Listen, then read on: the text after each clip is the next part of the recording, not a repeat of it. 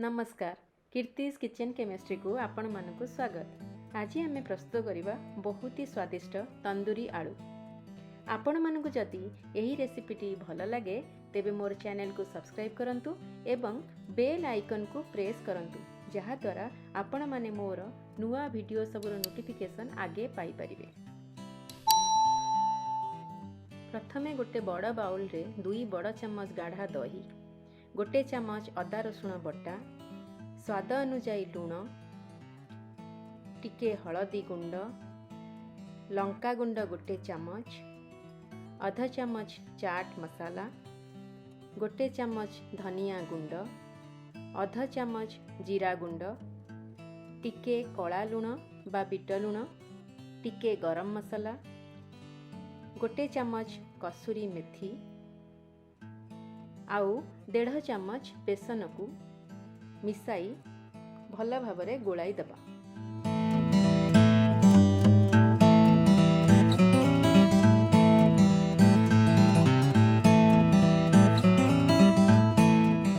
गोटे पैन को गरम करी सेथिरे 2 चम्मच तेल दे प्रस्तुत मसला को दे मध्यम आंचरे 2 रु 3 मिनिट्स पर्यंत रांधिबा।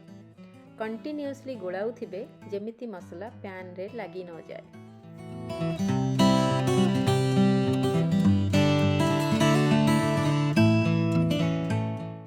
एबे आमर मसला प्रस्तुत हो सारी। एहाकू एक बाउल रे काढ़ी ठंडा करिबा। भल कलर आसीबा पाई आपण माने चाहिले एथिरे टिके तंदूरी कलर मिसाई पारिबे। 5टी मध्यम साइज आलू को आगरू आमे सिझाई की रखिथिबा।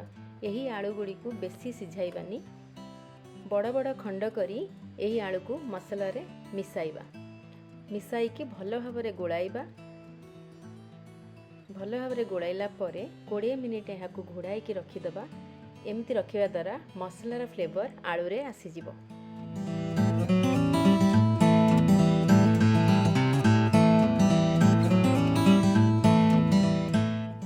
एबे गोटे बेकिंग ट्रे रे ऑयल लगाई ग्रीज करंतु।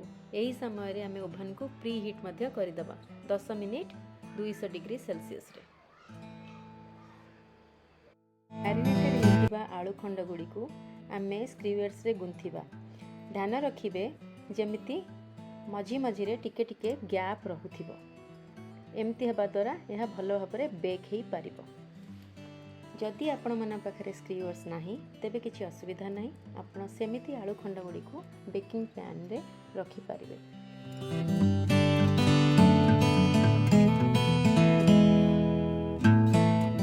एबे आमे 200 डिग्री सेल्सियस रे 20 मिनिट पर्यंत यहाको बेक करिबा।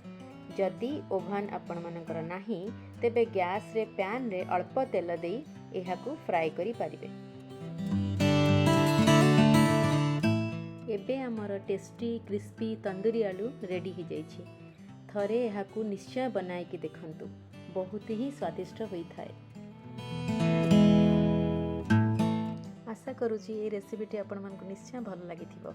जदि आपण को यह भल लागि थाए तेबे मोर चैनल को सब्सक्राइब करने को भूलंतु नहीं एवं पाखरे थिबा बेल आइकन को प्रेस करने को भूलंतु नहीं।